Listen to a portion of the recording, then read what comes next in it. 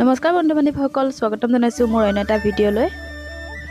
আজি হৈছে নীল আকাশ দা আৰু নেন্সি বাৰ মেৰিজ এনিভাৰ্চাৰী।